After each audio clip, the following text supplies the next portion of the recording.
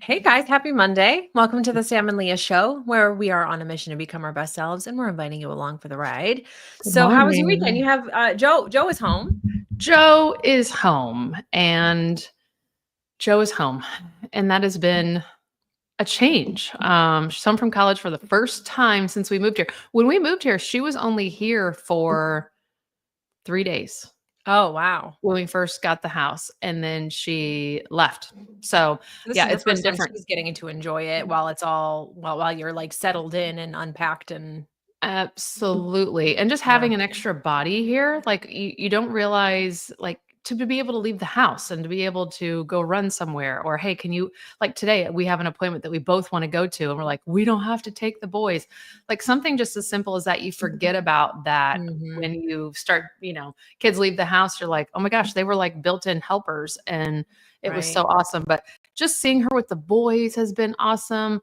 Like, they're sleeping with her, they're asking her to, do things and playing with them, like, That's cute. it's so awesome.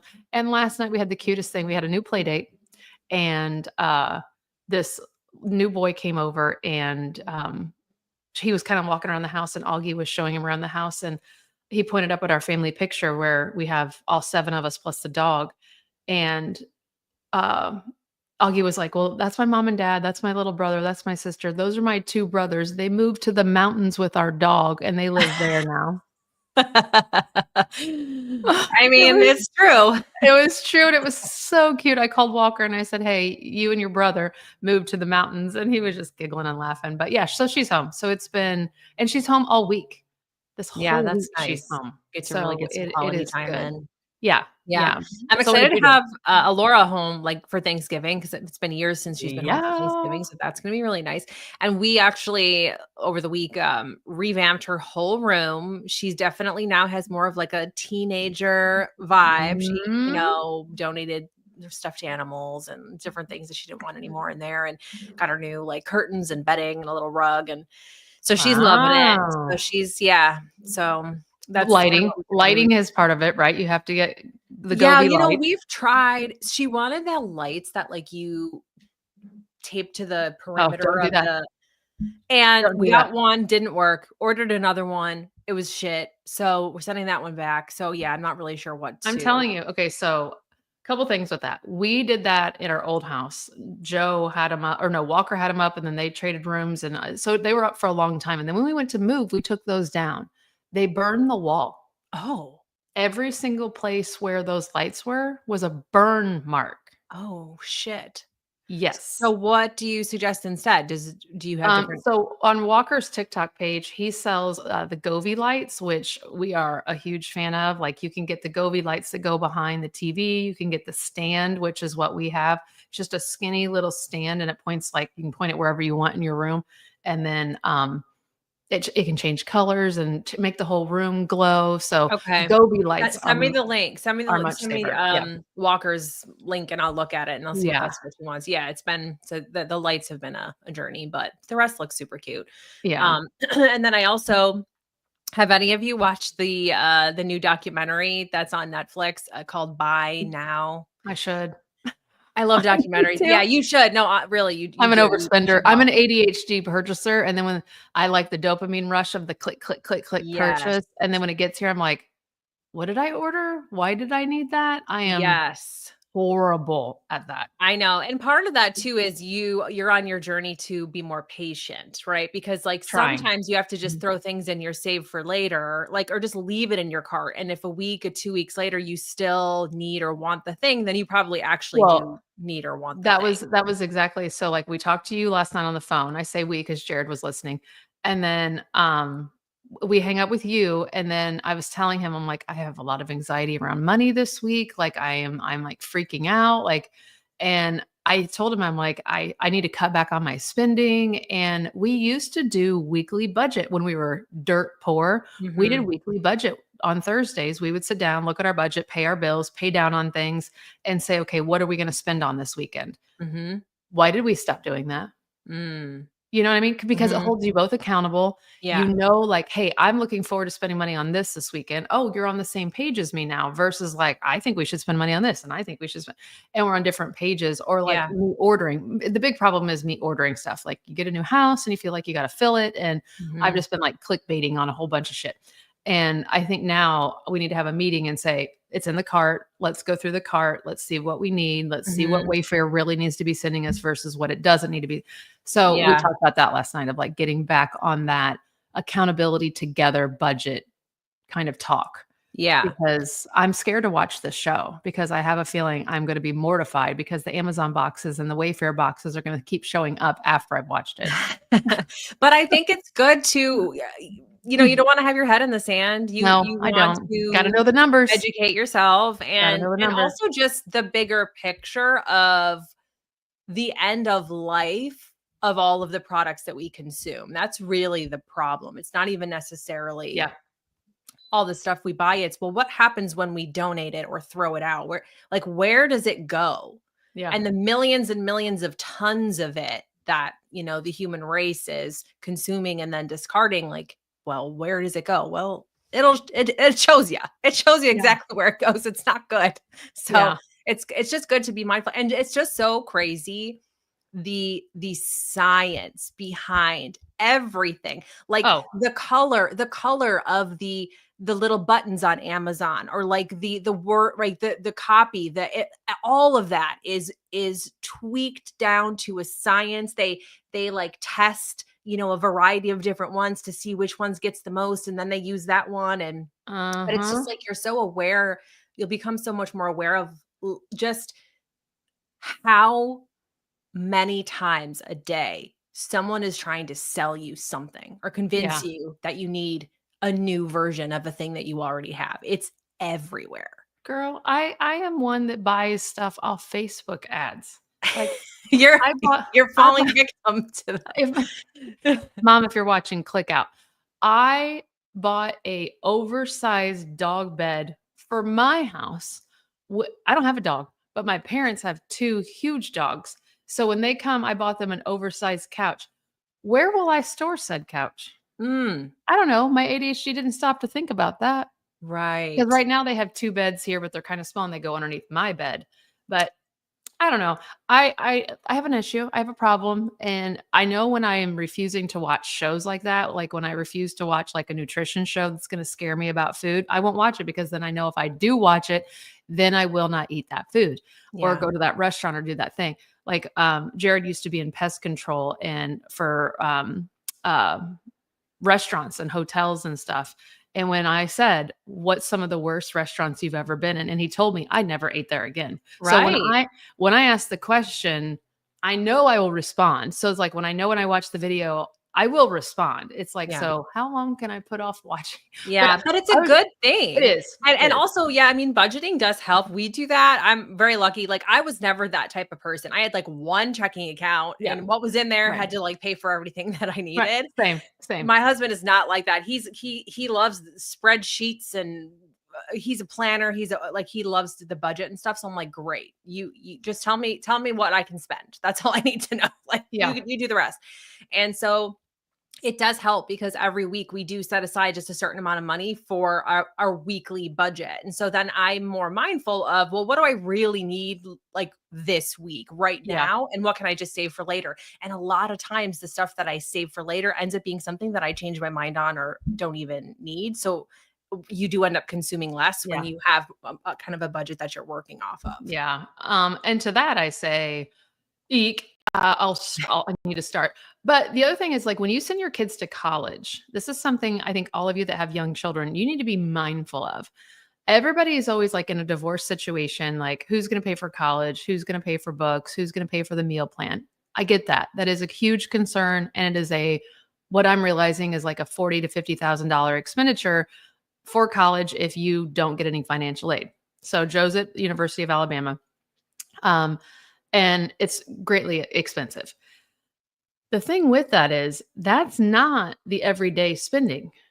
So, Mhm. like, just the swipe here and the swipe there and oh, I need this for my room. Oh, I need groceries. Oh, I need new socks. Oh, I need, shampoo ran out. Yeah. Like, all of that kind of spending in college, coffee runs, I want to go out with pizza with my friends. Hey, I need new this. That's the thing also that I think a lot of parents, I was prepared, but I wasn't prepared of like how much it was. So what we're switching to first of the year is she will have a credit card in her name under us, and Mhm. she can see how much she's spending Mhm. and start learning like, okay, this is your budget. Like, look how much you spent this week. Could you, if you had a job, pay that off? Mhm. Like you would have to make X amount of dollars so first we're gonna kind of let her go and see because she's using our credit card right now. When she gets her own, we're gonna let her go for a little bit and let her see what her natural habitat is. Right. And then say, okay, let's reverse engineer this. This is how much you spent this week. You would need a job that pays this much money to be able to afford. And this is just your spending. This isn't your rent. This isn't, future car payment or car insurance, all things like that. So we're going to try to show her like either you need to like get a really good job or decrease your spending. Yeah. So just be I'm mindful of trying that. to Like when you teach go to college. Alora, Mhm. she's only 13 and she gets an allowance. And Yeah. to get that allowance, there are certain things she's responsible for around the house, like some chores, but also she can't like fail anything. It's not, you have Yeah. to have a certain grade, but it's like you have to pass everything. If you fail a Yeah. test or, you lose some of the allowance. And what we did, and so for some of you guys listening too, Venmo has like a teen account. Yeah. So it's under your, like you have to be the owner, but it's like they have their own Venmo, which is great because then we could just Venmo her allowance, but it gives her a little debit card too. So then, Gotcha. that's how she's learning. Okay, this is how much money I have. Like she Yeah. calculates, like, do I want to spend this or this? Because then I'll only have this much left. Like she has her own little like account, Yeah. and that helps her kind of pay attention. And so I'm hoping because nobody ever taught me that. Nobody. And Right. as soon as I was of age to buy a credit card, you better believe I fucking maxed that shit out. Oh, Gap, you want to open a card, save 35%? Yes, I do. Old Navy, you want a Victoria's Secret? Yes, sign me up. And then Yeah. I'm I know. fucked, right? And I then know. I'm paying what 20 something percent interest. And like it Yeah. was a shit show for many years in my late teens and early 20s.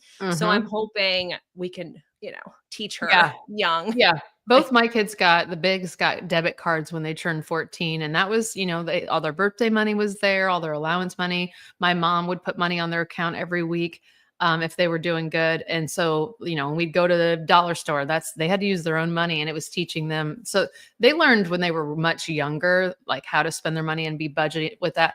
But there is something about this girl now. She has a credit card and like, the she's thing living we it up. the thing we talked about this week when we were home, we went to church yesterday and we were on our way home. And I just said, one of the things they talked about was getting too into clothes and objects and things like that Mhm. and not remembering to what was really important.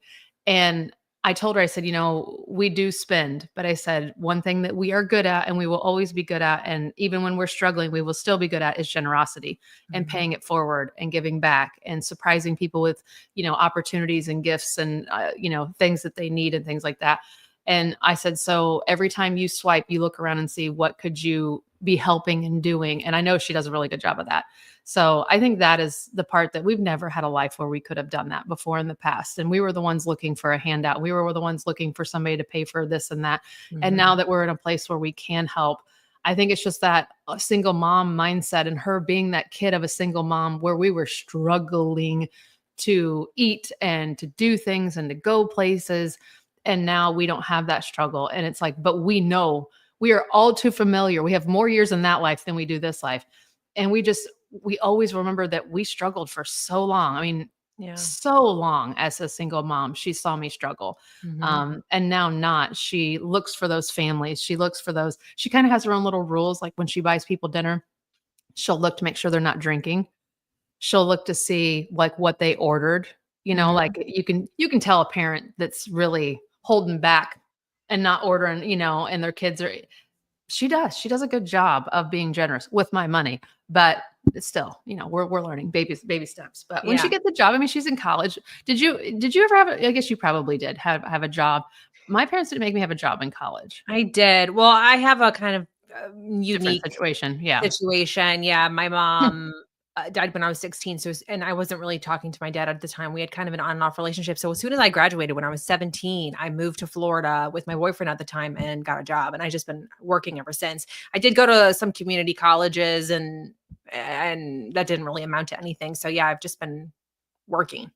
Yeah. Mhm. Yeah. And so Jared and I, again, you get to do what you want in your household. So when she went to college, we both agreed we didn't have to have jobs in college. Our parents, I mean, I coached basketball and worked for the basketball program, but didn't have like a 9 to 5 outside of the school. I ended up working at a tanning salon and bartending on my own when I wanted to, but they Mhm. didn't force us to have jobs. So that was kind of the rule we went with her too, In that she high didn't. school, I thought the girls working at the tanning salon were so cool.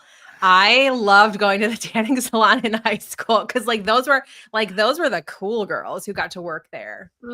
I did in college, and it was one of the best jobs because you could go there hungover. You could go there feeling like a pilot because all you did was turn beds on. You checked people in and Right. turned beds on and off, and you cleaned a bed.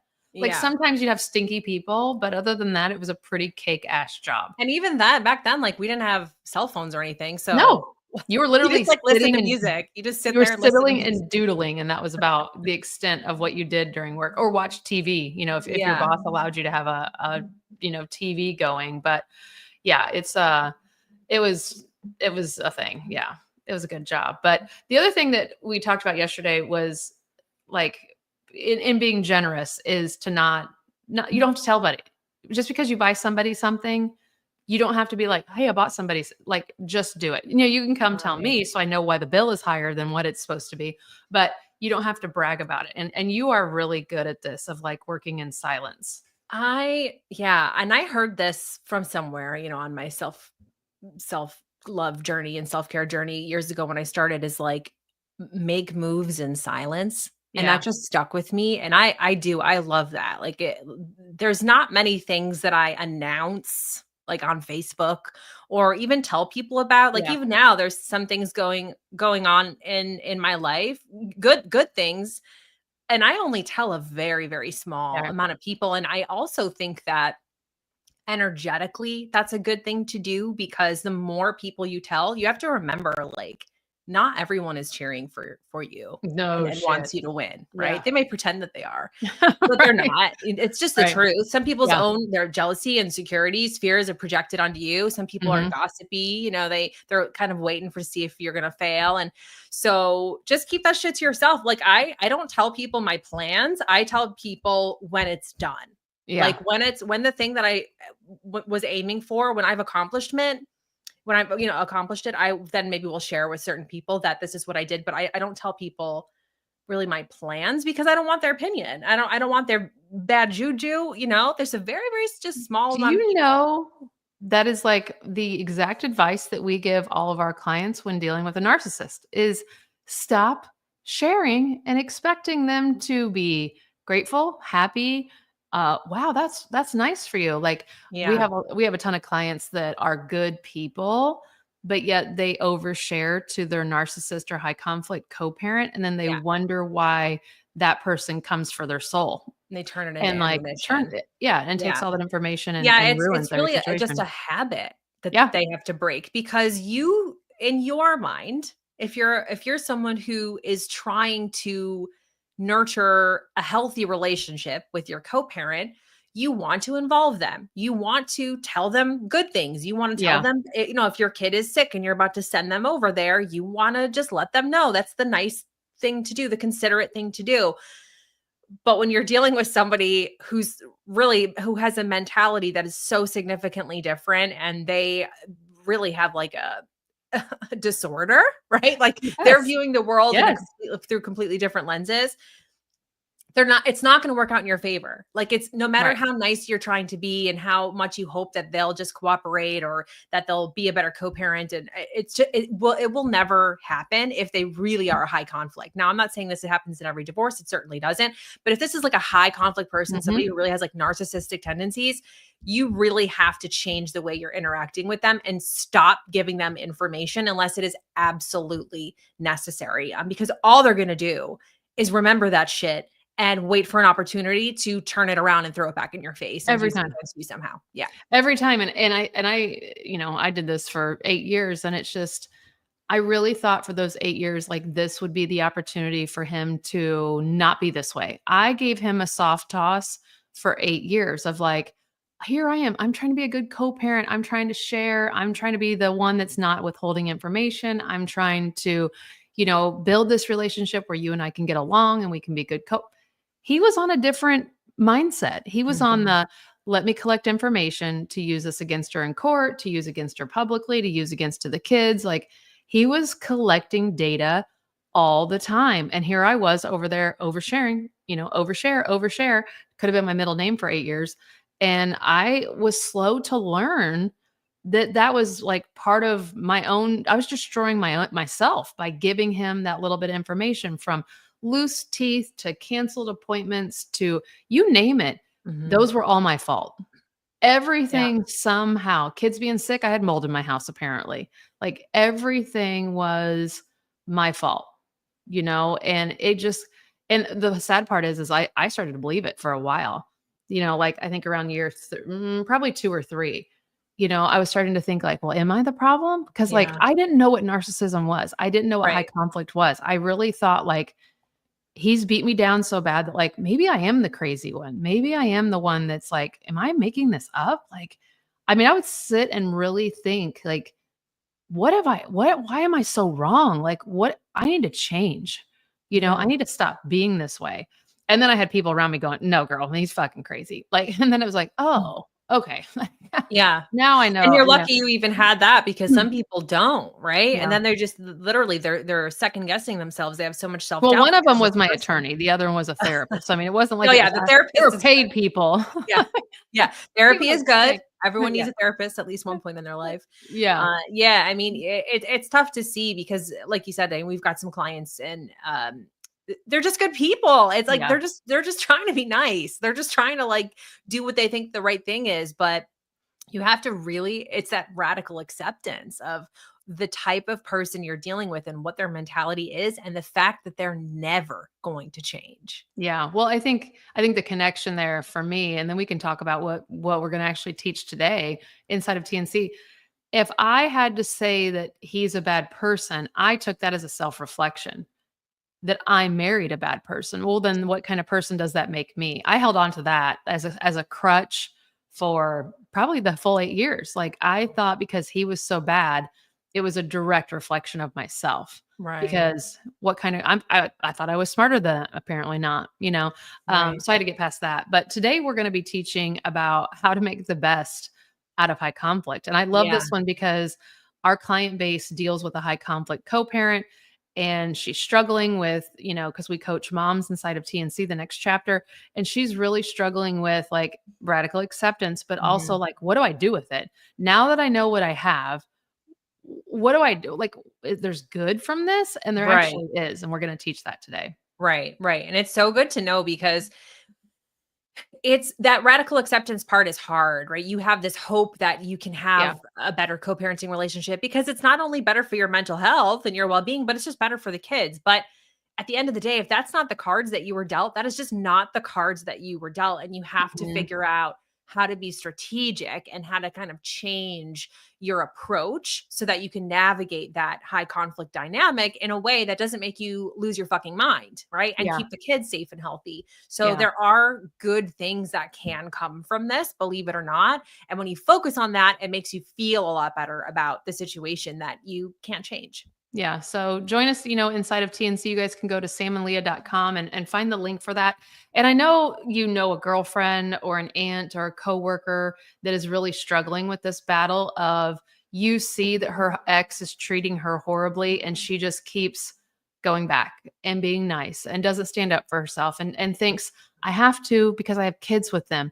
If you have had someone tell you that, I have kids with this person, they need us in their life. They need to know that is partly true, but there's a fine line of how much we extend ourselves and overshare and put ourselves in harm's way of being ridiculed and prosecuted for breathing.